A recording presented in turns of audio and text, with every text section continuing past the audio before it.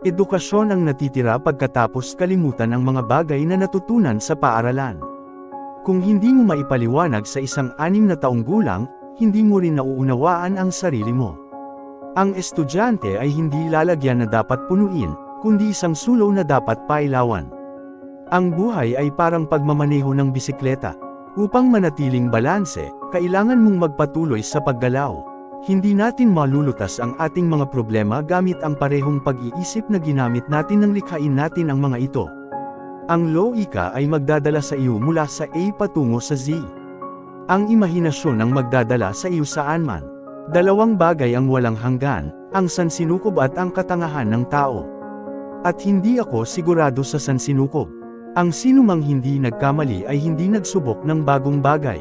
Ang matalinong tao ay naglutas ng problema. Ang marunong ay umaayaw dito. Subukang huwag maging isang taong tagumpay, bagkus maging isang taong may halaga. Sinuman ay maaaring malaman ang punto, ngunit ang unawain ang layunin. Hindi dahil sa ako'y matalino, ngunit dahil ako'y nananatili sa mga tanong ng mas matagal. Ang bulag na paniniwala sa awtoridad ang pinakamalaking kaaway ng katotohanan. Ang tama ay hindi palaging popular. Ang popular ay hindi palaging tama. Ang kahinaan ng pananaw ay nagiging kahinaan ng karakter. Hindi mo magagawa ang sabay na pigilan at ihanda ang iyong sarili para sa digmaan. Dapat magsimula ang paglaki ng isip mula sa pagkapanganak at tumigil lamang sa kamatayan. Alam nating mas mabilis ang paglalakbay ng ilaw kaysa tunog. Kaya't may ilang tao na tila matalino hanggang sa marinig mo silang magsalita. Ang henyo ay 1% talento at 99% sipag. Mas gugustuhin ko ang maging optimista at hanggal kaysa pesimista at tama. Hindi ka maaaring mabaigo hanggang hindi ka humihinto sa pagsubok. Kung nais mong mabuhay ng masaya, itali ito sa isang layunin, hindi sa mga tao o bagay. Ang tanging buhay na nabuhay para sa iba ang may saysay na buhay. Ang karunungan ay hindi bunga ng paaralan, kundi ng habambuhay na pagsisikap na makuha ito.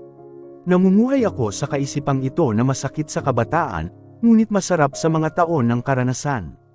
Tanging ang mga sumusubok ng walang kabuluhan ang makakamit ang hindi posible. Anong nakakalungkot na panahon kung mas madaling sirain ang isang atom kaysa sa isang pagkakaroon? Ang buhay ay isang paghahanda para sa hinaharap. At ang pinakamahusay na paghahanda para sa hinaharap ay ang mabuhay na parang wala nito. Ang tanging pinagmumula ng kaalaman ay ang karanasan. Ari-arian, tagumpay sa panlabas, kasikatan. Para sa akin, ito ay laging kaduwagan. Naniniwala ako na ang isang simpleng at walang pagpapansin na salamin ng buhay ay ang pinakamabuti para sa lahat, pinakamabuti para sa katawan at isipan. Ang tanging tiyak na paraan upang maiwasan ang pagkakamali ay ang walang bagong mga ideya. 3 malalaking puwersa ang namamahala sa mundo: katangahan, takot, at kasakiman. Ang nakaraan ay patay. Ang hinaharap ay hindi tiyak, ang kasalukuyan lang ang mayroon ka.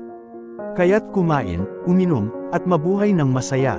Ang katalinuhan ay hindi ang kakayahan na magtipon ng impormasyon, kundi ang kakayahan na malaman kung saan ito matatagpuan. Hindi tumatanda ang taong hindi tumigil sa pagtayo na parang mga mausis ang bata. Bago ang dakilang misteryo na pinanganak tayo sa mahinang mga tao, binubuo ng malalakas na tao ang patawarin ng intelihenteng tao. Hindi ito pahalagahan kakaiba na maging kilala ng napakalawak ngunit maging napakalungkot. Huwag kailanman tandaan ang isang bagay na maaari mong hanapin, halimbawa ang hindi isa pang paraan upang magturo. Ito lamang ang paraan upang magturo kapag tayo ay kumilos maliban sa aming mga limitasyon, kami ay lumampas sa mga ito. Salamat sa panunood at manatili pinagpala.